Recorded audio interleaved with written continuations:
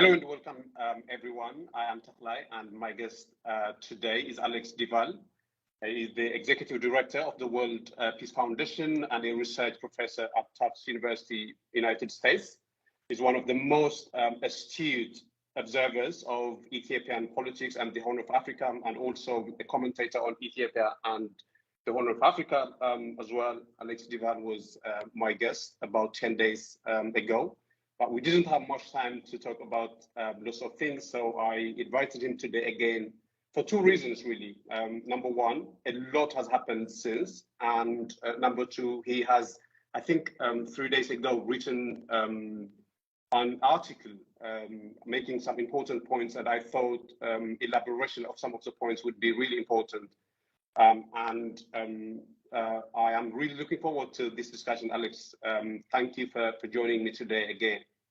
Thank you. It's good to be with you. And I always preface anything that I say to the Tigrayan community with an expression of condolences. Just sympathy, condolences for all the people whom you've lost, all the suffering you are undergoing, all the fear with which you live on a day-to-day basis. And I should add to that also sympathies and condolences for Ethiopians and Eritreans whose children are being sacrificed in this needless, stupid, and bloody war. Thank you for your condolences and solidarity, Alex. I'm sure your solidarity and condolences is felt everywhere, not just in Tigray, but in Eritrea and Ethiopia.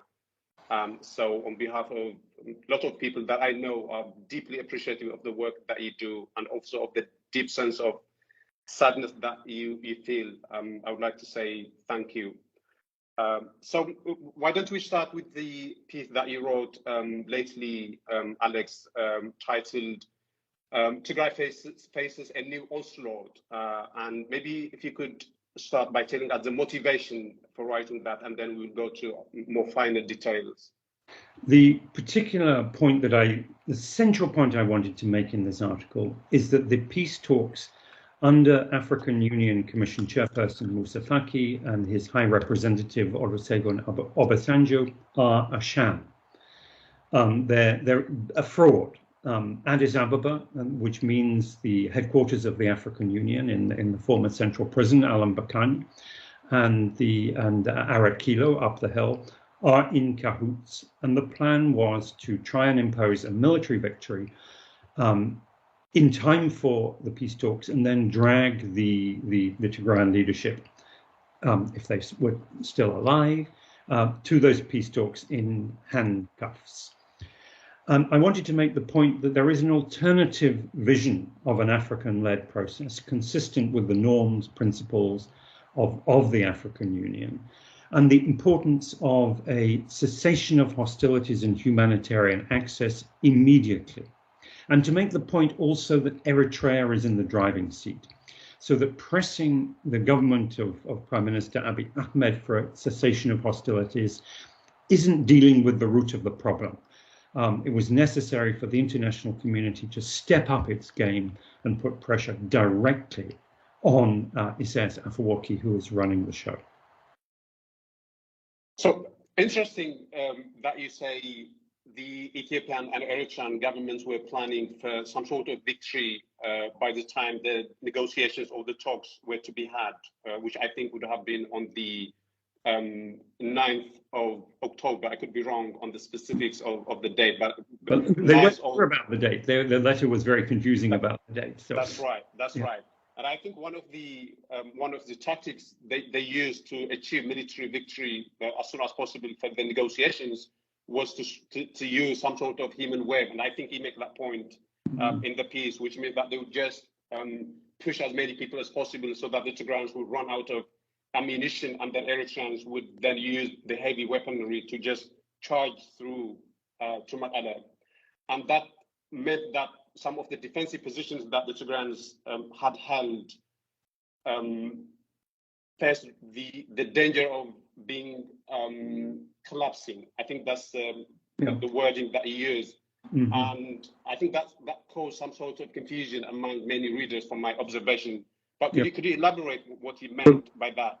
I think we need to face the reality of the logic of this war, which is that the Eritreans who are running the war recognize that the weakness on the Tigrayan side is material.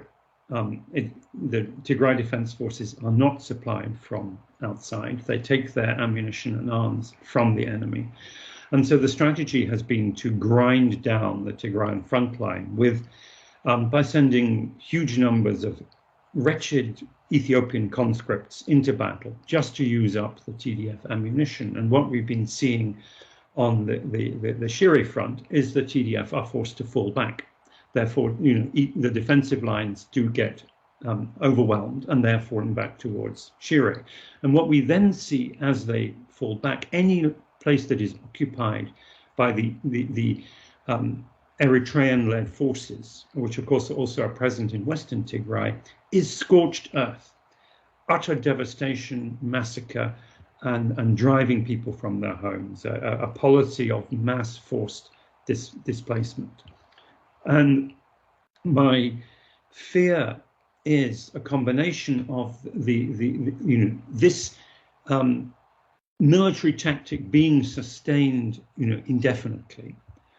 So Eritrea using the bodies of Ethiopians and the treasure of Ethiopia to buy, which means using Ethiopian money to equip its army, grinding down the Tigrayans and pushing back the TDF, and then inflicting genocide on the areas that are occupied. I've been very reluctant to use the word genocide over the months, but I think we have to use it very frankly in this situation. And I think there is an illusion among some in the international community that if the Tigrayan defense lines were overrun, then somehow some normality could be restored. There would be a beneficent order restored to Tigray. And the model that they have in mind is what happened at the end of the Biafran War in 1970, when General Gowon defeated the Biafrans. He declared no victor, no vanquished, and began a process of reconstruction and reconciliation. Isaias Afwerki is not General Gowon. We know how utterly merciless he is, and anyone in the international community who thinks otherwise is frankly deluded.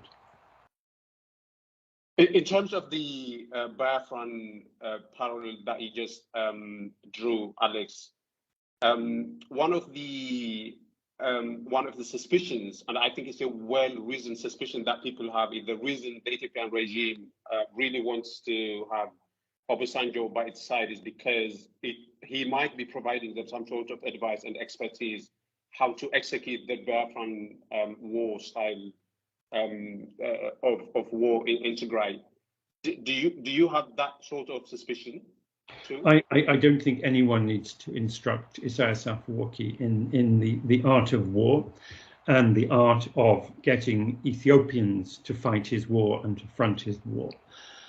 So I wouldn't subscribe to that. I think that there's a more general idea that Obasanjo may have, which is that you can defeat a rebellion and then restore normality. But I made a point elsewhere, and I've made it several times, that this war would be over when one of the three parties collapses, and the three parties are Eritrea, Tigray, and the federal government. And I make the point that the federal government, the state of Ethiopia, has essentially collapsed already. It's collapsing in slow motion, and so we don't see it. But the Ethiopian National Defense Force is no longer a professional army. It's basically a rabble in uniform, which has two enormous dangers. The first danger is that a rabble in uniform, and particularly a rabble that has suffered terrible casualties, that has actually been losing battle after battle against the TDF, those soldiers will be aggrieved and bloodthirsty and undisciplined. And secondly, for Ethiopia as a whole, one of the central pillars of the state has collapsed. And it may not be apparent yet, but it will become apparent in time. And so this is really a fight between Tigray and Eritrea, with Eritrea using Ethiopia as its proxy. And the question is, which will survive, which will prevail, and should the Tigray Defense Force be forced to abandon a town, for example, should it be forced to withdraw from Shire? There would be, we know from the experience of what happened last year, the terrible experience of what happened last year, that the lesson that the Eritreans would have learned was that they were not merciless enough. And that as the war continues, it would only get more bloody. So I do wish to sound the alarm that this conflict is getting more horrible, and that the consequences are getting more calamitous with every passing day. So one of the contentions that you are making, Alex, is that Ethiopia has sort of relinquished control to Eritrea, and that is assuming that it had control in the beginning to begin with. And I think there are reasonable grounds to believe that the whole thing was designed by Eritrea to begin with. But anyway, I think that doesn't matter now. I think what has become clear to you now is that it's Eritrean commanders who are running the show as far as the war is concerned. And I think that raises some interesting questions. The first one is, what would collapse of the TDF mean according to Eritrean terms? Because that would be the point at which they might stop if they believe that the objective has been achieved. But we don't really know what the Eritreans' end game is when it comes to the war. Is for instance, the capture of Matala enough for them, and are they going to withdraw from there? Or do they have some other sort of objective that we don't know? Could you say a few words about that? Let me just go back one step, because I think the Ethio-Eritrean relationship is a little bit more complicated than that. I think there was the possibility at the beginning of this year, at the time when the TDF stopped its advance on Addis and withdrew to Tigray under very serious diplomatic pressure. There was an opportunity then for Abiy to move against the Eritreans. At some point in the following months, he decided not to do that. He had a choice, but made the strategic decision that he was going to stick with Eritrea. And when that became clear, and sometime in June or July, as Ethiopian army divisions moved into Eritrea and were put under the command of the Eritrean Defense Force, then a renewed war became inescapable. And I think it was a major failing on the international part, especially the US part, to recognize that. They failed to see that by certainly sometime in August, Eritrea had taken command of this, and war was inescapable unless serious action were taken to stop it. Now, the brute reality that we know about Isaias Afwerki is he is someone who has no shred of humanity, no shred of mercy. I don't need to tell you what he has vowed to do to Tigray and the people of Tigray, which is unspeakable. And there will never, ever be peace in the region if he is able to pursue even one iota of that agenda. It has absolutely to be stopped, and it won't be stopped by, fine words. It has to be stopped by more robust action. So most of what you're saying in terms of the fact that this Eritrea commanding, and at best the role of Ethiopia is just supporting the whole thing by providing kind of people to fight. Really, I think that's the only thing that Ethiopia is doing. They don't even talk about the war now in Addis Ababa. They have totally given up the politics of the war and everything to the Eritreans. But many actors in the international community, starting from the envoy of the US to the envoy of the EU and everybody else really, continue to push Abiy and not Isaias to sit for negotiations. But if Abiy doesn't have any control in proceedings, right, it's unlikely that he would be able to make any sort of decision independently. And why is it that they are insisting on pushing Abiy and not Isaias to sit down for negotiations and to withdraw and to make all this the kind of concessions that the parties must make? I think if Isaias is making the decisions, it wouldn't make sense to me to call on Abiy to do this or that. It's very striking that the statements by the United Nations and the African Union over this weekend do not mention Eritrean withdrawal. That is a terrible blind spot, and those organizations cannot be taken seriously until they say that the Eritreans must withdraw. The US and the European Union are saying that, which is good.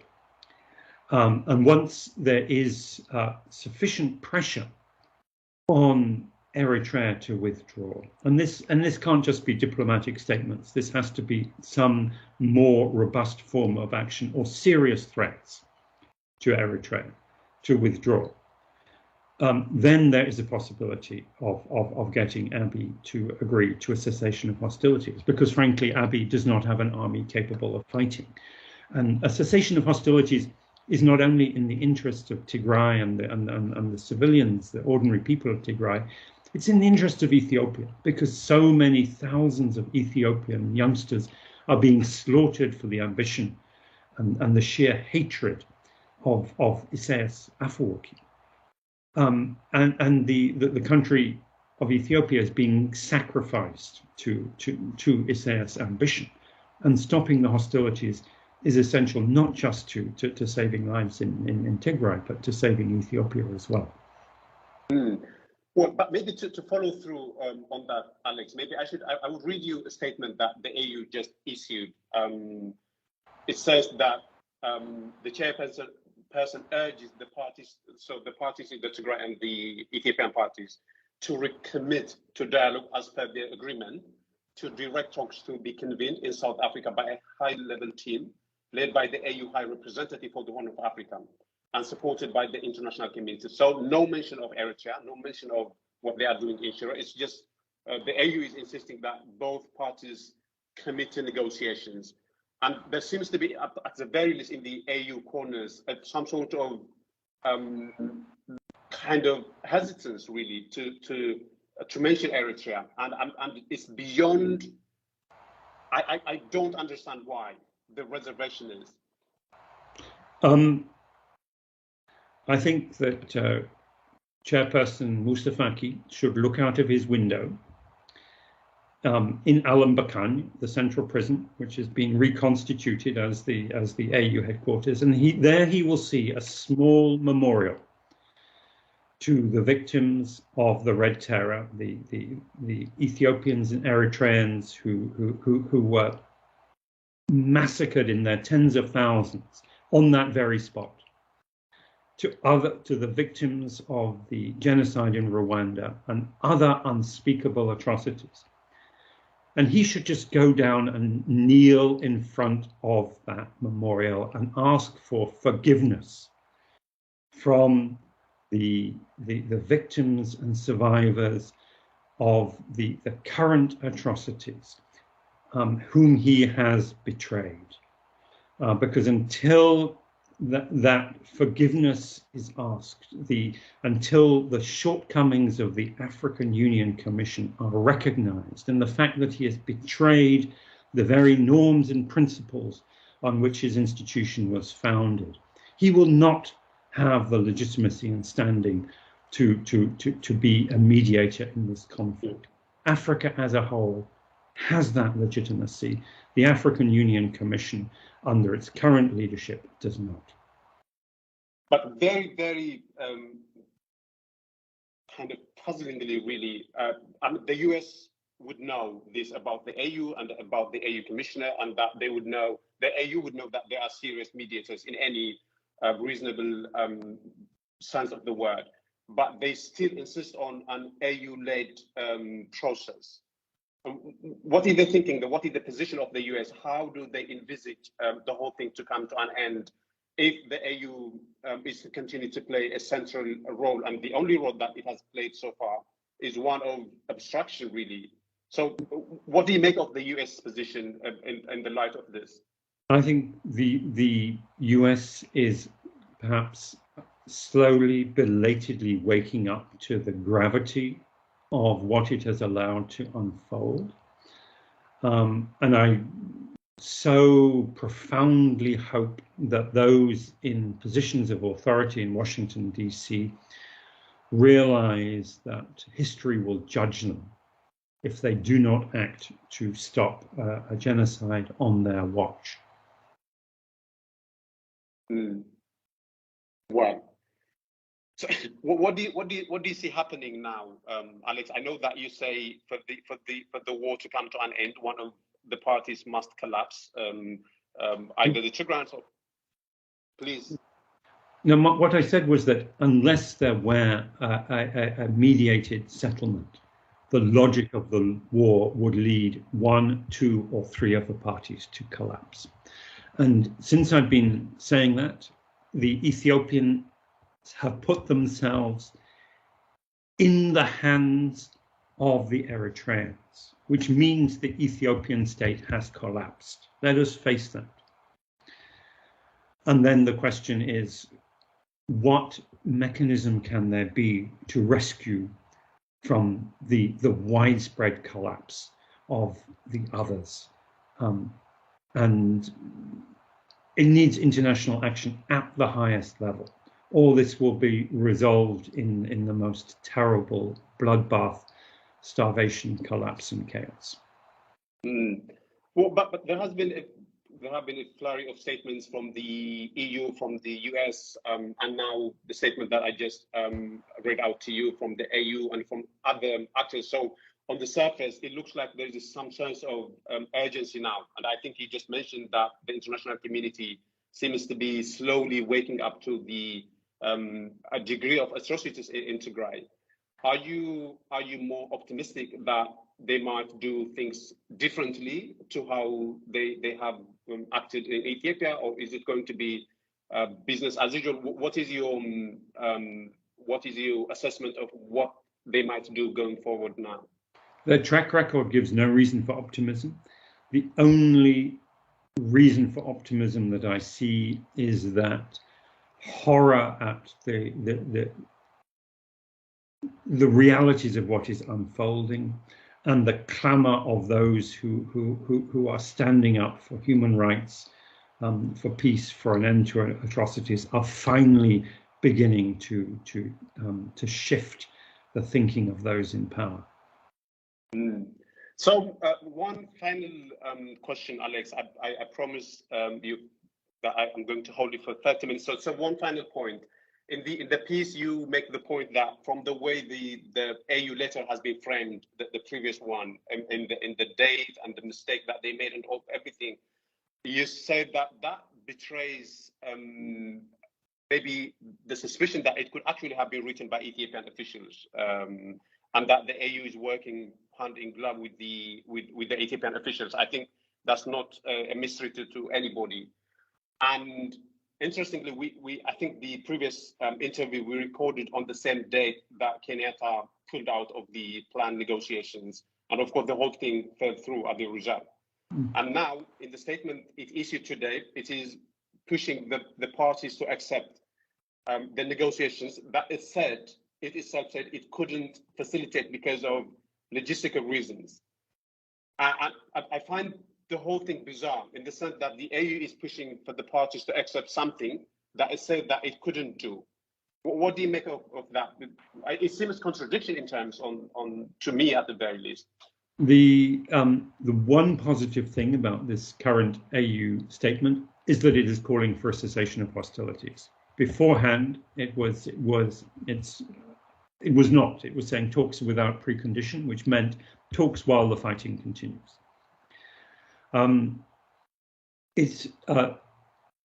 The AU had no plan. It had not prepared any of the logistics for a meeting in South Africa. I have not consulted the South Africans or the Kenyans. It was the most shoddy piece of diplomacy, which brought, frankly, embarrassment and shame on the AU Commission. If there are to be peace talks, I think the only way about for which this would happen would be to have an imposed cessation of hostilities now. We cannot have a negotiated cessation. It has to be imposed by the international community acting in unison, followed by peace talks, which could be African-led, but not AU-led. The AU has lost its credibility on this, but there are plenty of leaders in Africa who have the credibility and standing to lead such a process. Well, Alex, I have some reasonable ground to believe that some people in the international community who are trying to bring an end to the war listen to our previous interview at the very least, and there is reason to believe that they're going to listen to this too.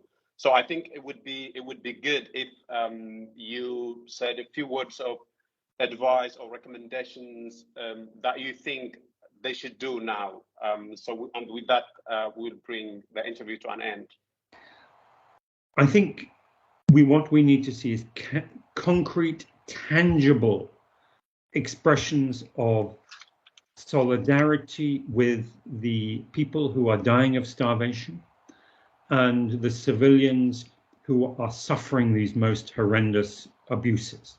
This could take the form of an immediate international humanitarian airlift to Tigray, implemented without requiring the permission of the authorities in Addis Ababa, but direct, and a clear expression that if Eritrea is to continue its atrocious war, there will be immediate consequences for Eritrea, for its violation of every single principle on which the international community has stood since the end of World War II. A no-fly zone, sanctions, an arms embargo, and a promise that all those who are responsible for these grievous crimes against humanity and genocide will be called to account before an international court. And they will face their victims and survivors in court, where justice will be meted out. Well, I mean, I can only hope that at the very least, some of them will heed to your powerful words of advice. But thank you for the time, Alex, and also thanks for continuing to produce these brilliant commentaries. Your work is appreciated by serious people. I know some people on trolls on Twitter might complain and cry and all that, but you know that, and I know that your work is highly appreciated. And also thank you for your message of condolences and solidarity. And I hope by the time we meet next time, things will have changed for the better. I would just say one thing to those who send me those messages of hate. It encourages me to know that I have the right enemies. It encourages me to know that I'm on the right side when those who are spewing hate and advocating crimes are also spewing hate against me. Thank you, Alex. Cheers. Thank you. Okay. Oh, thank you. That was okay. That was you are. Yeah. So I'm going to edit this part out. So okay. Feel free now. Okay, great. So and you'll post it later today. I think I'll post it today. Okay, great. And let's hope that things. I think there could be some talks in the coming days. So maybe let's hope something positive happens, Alex. Okay. But thank you so much for today. You're very welcome. Okay, thanks so much. Bye-bye. Great. Bye.